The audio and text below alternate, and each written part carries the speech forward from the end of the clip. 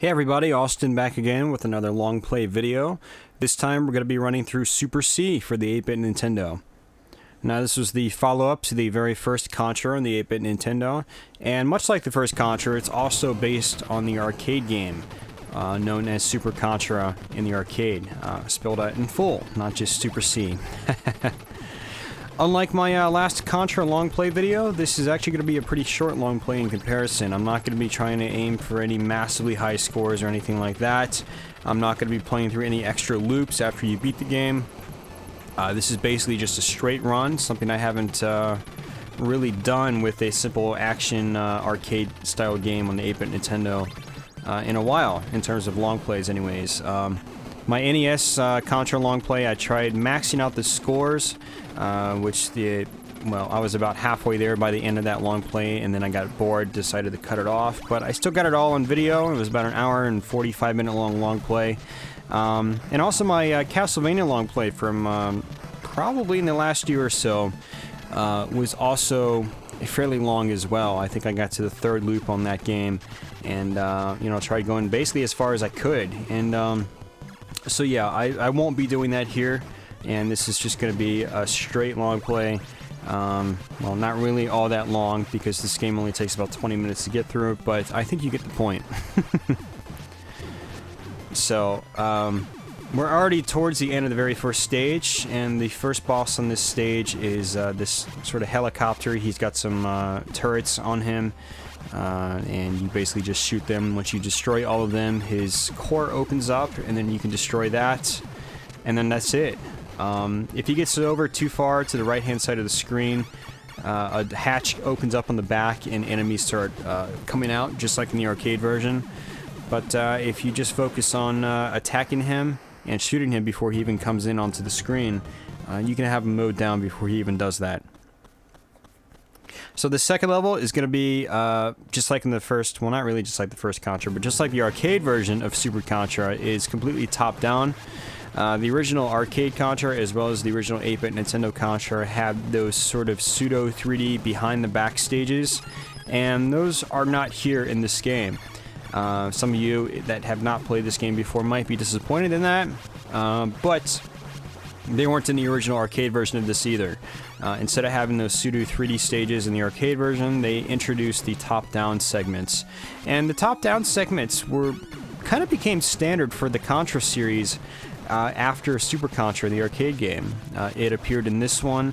The top-down stages appeared in Operation C, for the original Game Boy, which was a completely brand new Contra game, and pretty sweet. If you're into Game Boy games, definitely check that out. Contra 3, the Alien Wars, also had top-down stages, utilizing the Super Nintendo's sort of Mode 7 capabilities, which involved rotation and scaling and things like that. It was pretty cool looking for the time. And I think actually Alien Wars for the Game Boy, I think it also retained those top-down stages as well, so for a little while there, they pretty much became standard, and that style was revisited with Contra Legacy of War on the PlayStation and Saturn. Not many people actually liked that game, but I digress. They also had some top-down segments in Operation C for the PlayStation.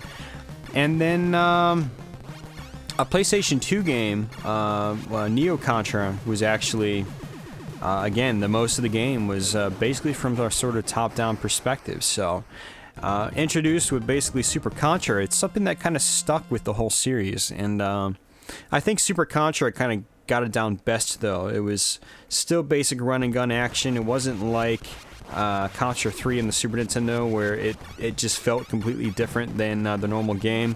The top-down segments in this game actually feel really good, and they kind of mesh well with the side-scrolling parts in this game.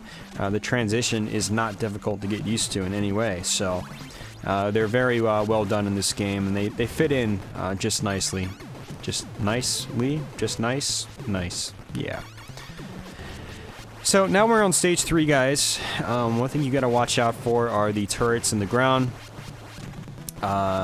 So just keep an eye out on the ground. You can sort of see an outline of them, and just keep pressing on this stage, and as you play, just keep aiming up in a 45-degree angle every now and then, so you pretty much nail anyone that's just camping out in trees or things like that.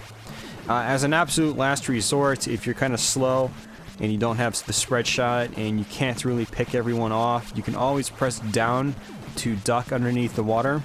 You can stay down there as long as you want, and it's kind of funny actually just watching enemies run by you, not knowing you're there. That was something that was always funny, especially as a kid.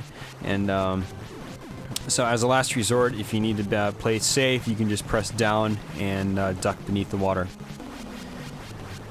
So we're already halfway through this level now. There's going to be a mini boss coming up right here, sort of spider thing, and he shoots out a three-way shot. The only way to avoid it is to duck it. Well, you might be able to jump it, but it'll be a lot more risky. And of course, you can just stand on top of him. He basically just goes from one side of the screen to the next. You can kind of predict when he's going to shoot because he stops real quick before he shoots. So just wait for him to do that. And he doesn't ever do very quick fire patterns or anything like that. So it's just kind of like 1, 2, 1. It's like that. It's not like bam, bam, bam, bam, or bam, bam, bam. So it's very easy to predict when he's gonna fire. So it's he's not a very difficult boss at all. Just don't walk into him. Don't touch his legs. Obviously, don't touch his bullets, and you should be fine on that boss. This segment right here, just take your time, sort of inch forward, and I got really lucky right there. The falling platforms, if you get stuck on them, they're kind of hard to jump off of, and I got lucky in that, and I probably should have died. But if you take your time and you just sort of inch your way up, you should be able to catch the platforms falling prior to you actually being on them, so you can avoid that situation completely. And this is the main boss right here, and you can either just go straight for his core and have it take a little while to destroy him, or you can go for the little purple sort of pods outside of him and destroy those first, which then opens his, basically opens up the core. Or at least makes it a lot easier to hit.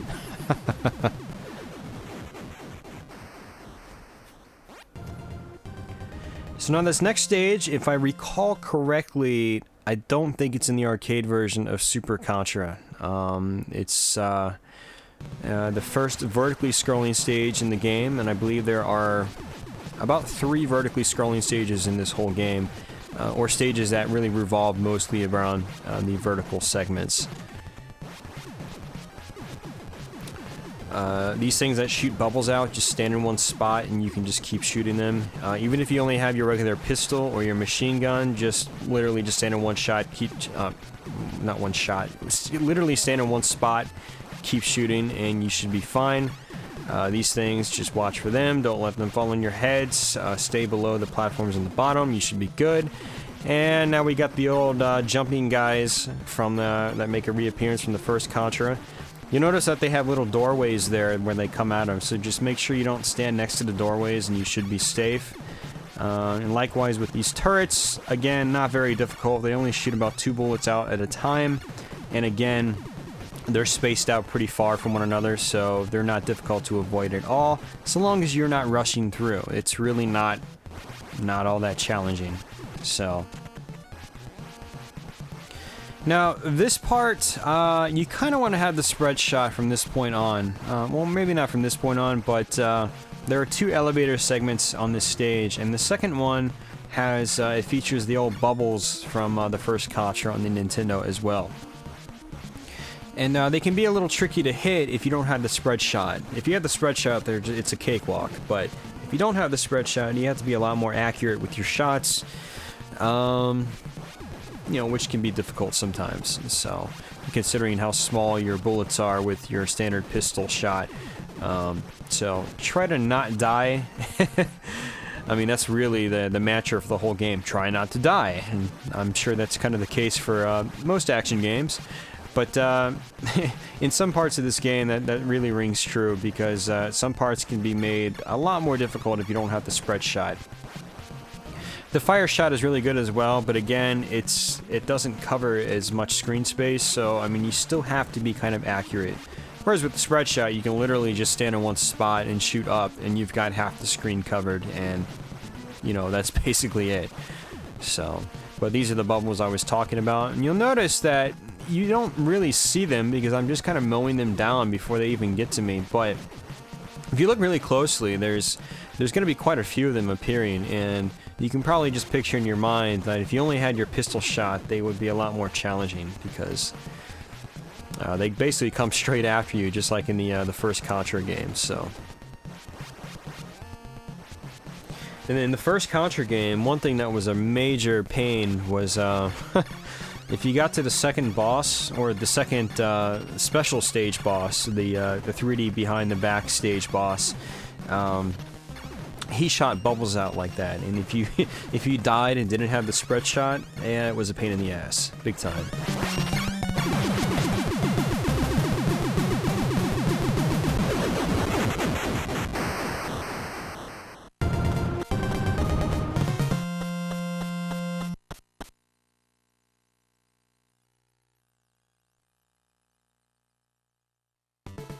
So now we're at the second vertically scrolling stage, and it's kind of similar to the first waterfall stage, and not first waterfall stage, but the waterfall stage in the first Contra from the NES, and you know, it's got turrets that pop out and things like that. Again, just kind of watch out for them and be careful and just dodge their shots. Later on, some guys actually start floating up from the bottom of the screen and start shooting at you. And there are going to be some sort of purple rocks that just kind of fall from the sky in just a moment. And you can actually destroy them, which you'll see in this video. And the trick to this next part, or at least a trick to be safe on this next part, is you'll notice I'm kind of jumping in one spot on purpose, like without actually going anywhere, and that is to actually push the screen up a little bit farther. And right here, I purposely push the screen up to make that rock fall down, because if you don't do that, you're gonna jump over, and you're gonna get hit by that rock. And you know, it's one-hit kills in this game, so it's instant death. So something to watch out for. Now, enemies also come out of these doors as well, so watch out for those. And there are gonna be some more ground turrets here. They're a little bit more tricky to pick out than the ones on the jungle stage, so take your time and just watch out for them. And I almost die at one right here. I'm really lucky I did not die there. One part I do die at, though, is this boss. And funny enough, this boss is actually a mini-boss in the arcade version, but he's his own full boss in this version. You really want to go for the little pinkish white aliens that pop out of him, because they take a few hits, and I do die at this one right here. Bam, just like that. Not cool, but obviously just shoot the main boss and to damage him, and eventually you'll kill him. If safety is your biggest concern in these games, and it's usually mine, because I get a sort of gratification from and satisfaction from finishing the game without dying, is go for the parts of bosses that are most likely to do damage to you. And on that last boss, it was the spiky red things that float around, which die in one hit, and it is the little aliens that crawl on the ground. So you always want to focus on destroying those first before you really focus on pummeling the boss. And if you're good at sort of multitasking, you can sort of do both at the same time. Now, this level's the second top-down stage, and the last top-down stage. There's only two in this game, and this was also in the arcade game. However, the arcade level is way more challenging, as is the whole game.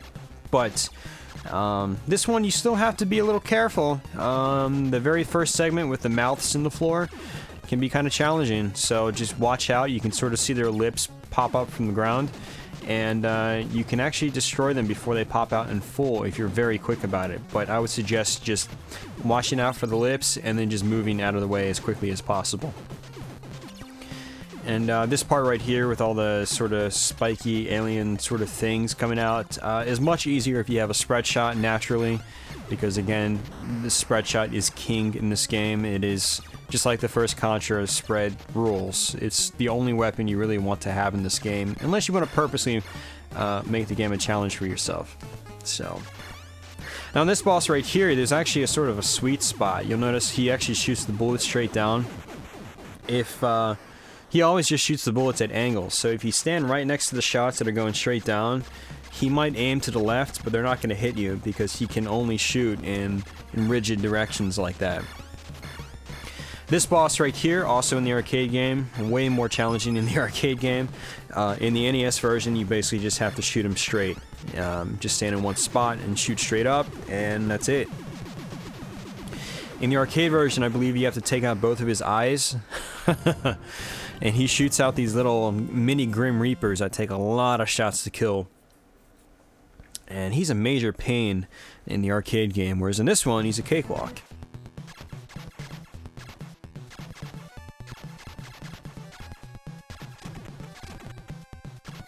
So here we go, guys. Second to last stage in Super C for the 8-bit Nintendo. Already towards the end of the game. Kind of crazy, huh?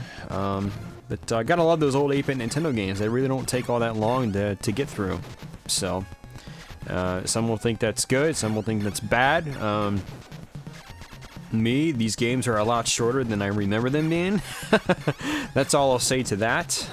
You know, I don't mind the short length in these games, but they always seem so much longer as kids. And you know, if you can kind of relate to that, post a comment below. And that was, you know, that's definitely my memories of these games. You know, the games just felt like they went on for so much longer, and revisiting them as an adult to do these things like long plays and video reviews and things like that is just, man, I just plow right through these games. It's just, this long play especially, I'm not used to recording 20-minute long plays.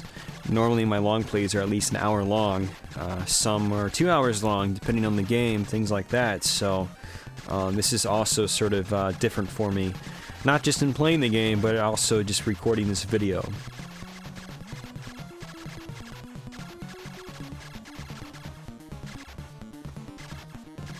Now these eggs here, you just have to keep shooting down.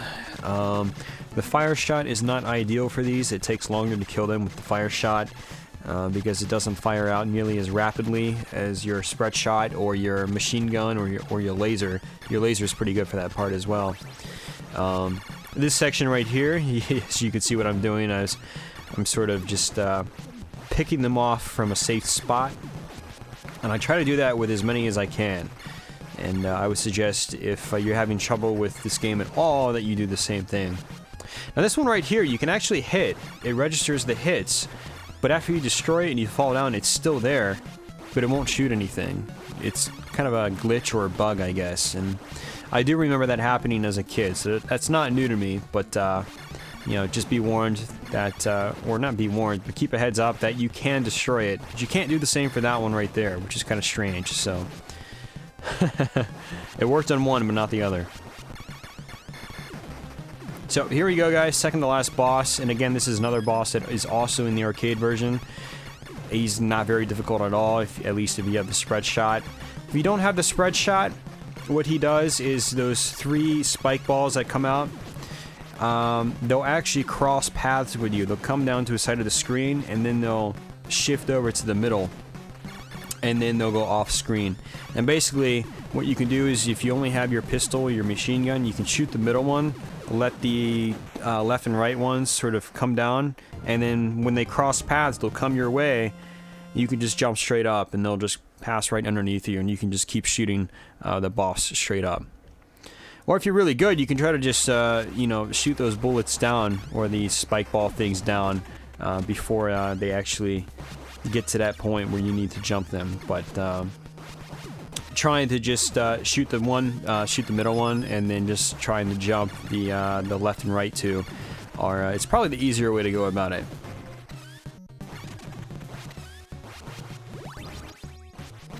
So guys, now we're on the very final stage in the game. It's very purple and very dark, and this level is also in the arcade version, naturally, and that last segment I was at with the 2 platforms is also in the arcade game. And there's a segment like that where you actually fight the boss from either level 5 or level 6. and he's actually just a mini boss in this stage, which is kind of interesting. It's really fun going back to that version, the actual arcade game, I mean, after playing the NES version for basically most of my life. It's fun pointing out or noticing the differences and so forth, and the similarities. And both are great games, though. Both are great games. And if you enjoy this version, I do recommend trying out the arcade version of Super Contra. And you can actually get that on the Xbox 360 through the, well, basically it's an Xbox Live Arcade release. You can download it there. It might even be on one of the Konami triple packs or whatever, where they basically bundle a few of their Xbox Live Arcade games onto one package. And it's basically a budget release. You can get it, it's like a $15 or $20 package. The first package has Castlevania Symphony of the Night, and it also has the arcade version of Contra. It might have something else like Frogger or Russian Attack or something like that. I believe the second pack has Super Contra on it. I could be wrong, but I'm pretty sure it has Super Contra on it, so that's another way to get it if you're not cool with digital downloads. But here we are, guys, at basically the last boss in the game. I mean, again, this game is not all that difficult running to this point. It was pretty quick. It was all of 20 minutes long. And after all that, and if you've never seen this before, you're probably going to laugh at how simple this last boss is. And I'm not even going to say anything, just watch.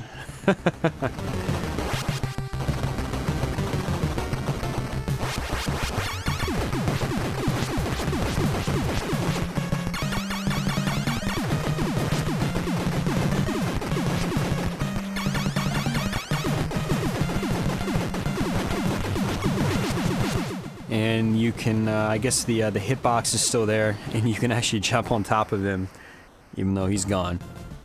So that was pretty simple, wasn't it? But yeah, that was the last boss in Super C, guys. And that basically wraps up this whole long play video. So, you know, I don't have a whole lot else to say other than this is definitely a classic NES game. It's not nearly as challenging as I would like these days, because, to be honest, I'm actually used to the arcade version now, which is about 100 times more difficult. And again, if you want to try that out and see it for yourself, again, you can get it on Xbox Live Arcade, or if you don't want to mess around with that, you can download some ROMs and play it through MAME or something like that, the multi-arcade machine emulator. I think it's just mame.org or something like that if you want to check that out. But yeah, still a classic NES game. I'm not sure if I like it more or less than the first Contra. I have to say both are probably pretty even in my book. They're both excellent games. And, you know, if you like the first Contra but you haven't played this one, definitely get this one. It's just like the first Contra in terms of gameplay and sound and stuff like that. So, it's a lot of fun. It's definitely an NES classic. So anyways, guys, I want to say thanks for watching. Thank you for subscribing if you're new to my channel. I've got lots of other videos like this on the way, and a nice back catalog of these long plays done through playlists on my main channel page, so check those out. So until next time, guys, take care.